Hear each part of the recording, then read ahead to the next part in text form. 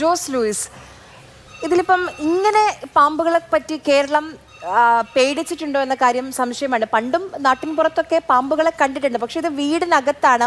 വീടിനകത്തെന്ന് പറയുമ്പോൾ ഓരോ ദിവസവും ഇങ്ങനത്തെയുള്ള വാർത്തകൾ വരുമ്പം വലിയൊരു ടെൻഷൻ സ്വാഭാവികമായും ആളുകൾക്ക് ഉണ്ടാവുന്നുണ്ട്. അപ്പോൾ ഈ പ്രതിവിധി എന്ന് പറയുന്നത് ആൻറ്റി സ്നേക്ക് വെനമാണ്. ഈ രണ്ട് പരാതികളാണ് ഉയരുന്നത്. ഒന്ന്, ഈ ആൻറ്റി സ്നേക്ക് വെനം കൃത്യമായി ലഭ്യമാകുന്നില്ല, സ്റ്റോക്ക് ഇല്ല എന്നുള്ളൊരു പരാതിയുണ്ട്. രണ്ടാമത്തെ പരാതി, ഇപ്പോൾ ഈ മരുന്നുണ്ട്, പക്ഷേ അതിന് കൃത്യമായി അഡ്മിനിസ്ട്രേറ്റ് ചെയ്യാൻ കഴിയുന്ന ആരോഗ്യ പ്രവർത്തകർക്കിടയിൽ കൃത്യമായി അതിനെ ഇപ്പം ഈ 15 മിനിറ്റ് അതിനുള്ളിൽ ഈ ആൻറ്റി സ്നേക്ക് വെനം കൊടുക്കുന്നു. ചിലപ്പോൾ രോഗികൾ ഈ പാമ്പ് കടിയേറ്റ മനുഷ്യർക്ക് ഒരു എൻഹലറ്റിക് ഷോക്കിലേക്ക് പോയേക്കാം എന്നൊരു കാര്യം പറയുന്നുണ്ട്. അപ്പം അതേക്കുറിച്ച് എന്താണ് നമ്മൾ ശ്രദ്ധിക്കേണ്ട കാര്യം? ആദ്യമേ ഒരു കാര്യം പറയട്ടെ. ഈ കഴിഞ്ഞ ഒരാഴ്ചയായിട്ട് കേരളത്തിനെ മുഴുവൻ പാമ്പ് വിഴുങ്ങുമോ എന്നുള്ള പേടിയിലാണ് ആൾക്കാർ.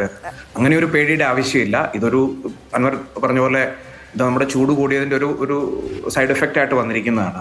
നമുക്ക് ഈ ഒരു പേടി എന്ന് പറയുന്നത് ഈ കഴിഞ്ഞ കുറച്ച് ദിവസങ്ങളായിട്ട് ഈ പാമ്പാണ് ചർച്ചകൾ. അപ്പോൾ ഈ പാമ്പിനെ ഇത്രയധികം പേടിക്കേണ്ട ആവശ്യമില്ല. രണ്ട്, പാമ്പ് കടിയേറ്റാൽ അതിനുള്ള പ്രതിവിധി ആന്റിവെനം കൊണ്ടുള്ള ചികിത്സയാണ്. അത് കേരളത്തിലെ ഒട്ടുമിക്കവാറും ഹോസ്പിറ്റലുകളിലുണ്ട്. ആന്റിവെനത്തിന്റെ ഷോർട്ടേജ് കേരളത്തിൽ ഉള്ളതായിട്ട്, അങ്ങനെ ഒരു സീരിയസ് ഷോർട്ടേജ് കേരളത്തിൽ ഉള്ളതായിട്ട് ആരുടെ ശ്രദ്ധയിൽപ്പെട്ടിട്ടില്ല. കാരണം താലൂക്ക് ലെവൽ ആശുപത്രികളിലൊക്കെ ആന്റിവെനം ഉണ്ട്. പിന്നെ ഈ ഡോക്ടർമാരുടെ പരിചയക്കുറവെന്നൊക്കെ പറയുന്നത്, ഇപ്പൊ കഴിഞ്ഞ ദിവസങ്ങളിൽ ഉണ്ടായിരിക്കുന്ന ഒരു ഇൻസിഡന്റ് ഒക്കെ നമ്മളെടുത്ത് പരിശോധിച്ചു കഴിഞ്ഞാൽ, ഈ ഡോക്ടറുടെ അടുത്ത് ചെല്ലുമ്പോൾ ഈ കുട്ടിയെ അല്ലെങ്കിൽ ഈ പേഷ്യന്റിനായിട്ട് ചെല്ലുമ്പോൾ ചില കേസുകളിൽ അത് പാമ്പ് കടിച്ചതാണോ എന്ന് തിരിച്ചറിയാനായിട്ട് വൈകാറുണ്ട്. ഈ നമ്മൾ 2 പല്ലിന്റെ പാട് അതൊക്കെ നമ്മൾ നോക്കിക്കഴിഞ്ഞാൽ പലപ്പോഴും കാണാനായിട്ടുള്ള സാധ്യതയില്ല. ഇപ്പൊ ഈ ക്രേറ്റിന്റെ ബൈറ്റിന്റെ കാര്യത്തിലാണെങ്കിൽ അതൊരു ചെറിയ പോറൽ പോലെയൊക്കെ കാണത്തുള്ളൂ. ആ കുട്ടികളുടെ കാര്യത്തിലാണെങ്കിലും അവരുടെ ശരീരത്തിൽ ഒരു പാമ്പ് കടിച്ച പാടൊന്നും പെട്ടെന്ന് കണ്ടുപിടിക്കാൻ പറ്റിയില്ല. അല്ലെങ്കിൽ ഈ with a snake bite history, suspected snake bite history, പാമ്പ് കടിച്ചോ എന്ന് സംശയമുള്ള ഹിസ്റ്ററി ആയിട്ടല്ല വരുന്നത്. പലപ്പോഴും രാത്രിയിൽ നമ്മൾ ഈ സ്നേക്ക് ബൈറ്റിന്റെ ഒരു പാറ്റേൺ ശ്രദ്ധിച്ചു കഴിഞ്ഞാൽ അറിയാം, രാത്രിയിലാണ് ഹോസ്പിറ്റലുകളിലേക്ക് ഈ പേഷ്യൻസിനായിട്ട് വരുന്നത്. അപ്പം പലരും പറയുന്നത് ചിലപ്പോൾ അവർക്ക് ശ്വാസം മുട്ടലോ അല്ലെങ്കിൽ ഛർദിയോ അല്ലെങ്കിൽ വയറുവേദനയോ ഒക്കെയാണ്. ഈ ക്രേറ്റിന്റെ കാര്യത്തിലൊക്കെ അങ്ങനത്തെ ചില സിംറ്റങ്ങളാണ് ആദ്യം കാണുന്നത്. അപ്പം വിസിബിൾ ആയിട്ട് നമുക്ക് കാണാൻ പറ്റാത്ത അല്ലെങ്കിൽ നമ്മൾ പാമ്പ് കടിച്ചെന്ന് കാണാത്ത പല കേസുകളിലും ഈ ചികിത്സ താമസിക്കാറുണ്ട്. എന്ന് പറഞ്ഞാൽ ഡോക്ടർക്ക് അത് മനസ്സിലാക്കി വന്ന് അതിന് വേണ്ട ആന്റിവെനം കൊടുത്ത് അത് വരുതിയിലാക്കാനായിട്ടുള്ള ഒരു കാലതാമസം വരാറുണ്ട്. അതുകൊണ്ടാണ് പലപ്പോഴും പാമ്പ് കടിയേറ്റുള്ള മരണങ്ങൾ ഉണ്ടാവാറുള്ളത്. അതുപോലെ തന്നെ പാമ്പ് കടിക്കുന്ന ആളുടെ മാനസിക സ്ഥിതി, എനിക്ക് തോന്നുന്നത് ഇപ്പൊ നമ്മുടെ ഏറ്റവും വലിയൊരു ചലഞ്ച് എന്ന് പറയുന്നത് ഇന്നത്തെ ദിവസം, അതായത് ഞാനും സർപ്പയുടെ ഒരു ഭാഗമാണ്. അപ്പൊ ഞാൻ ഈ ചർച്ചയ്ക്ക് മുമ്പ് ഞാൻ സർപ്പയുടെ ഇന്നത്തെ ഡേറ്റ നോക്കിയായിരുന്നു. ഏതാണ്ട് 60-ൽ പരം സ്നേക്ക് ഇൻസിഡൻസ് ആണ് ഇന്നത്തെ ദിവസം മാത്രം കേരളത്തിൽ റിപ്പോർട്ട് ചെയ്തിരിക്കുന്നത്.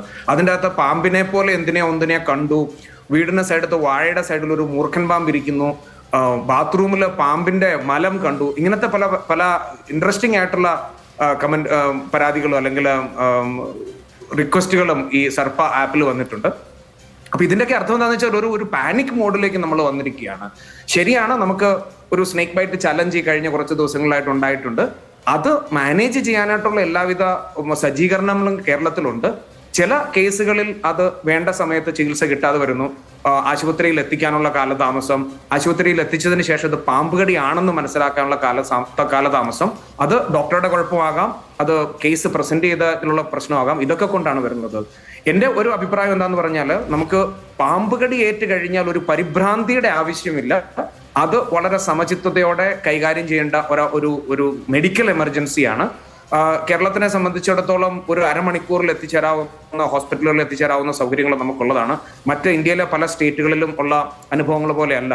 പല സ്റ്റേറ്റുകളിലും പാമ്പ് കടിക്ക് വളരെ പ്രാകൃതമായ ചികിത്സാ വിധികളൊക്കെ നടത്തുന്ന ഒരു കാലഘട്ടമാണ് ഇപ്പോഴും. പക്ഷെ കേരളത്തിൽ നമുക്ക് വളരെ എഫക്റ്റീവ് ആയിട്ടുള്ള ഒരു മെഡിക്കൽ റെസ്പോൺസ് സിസ്റ്റം ഉണ്ട്.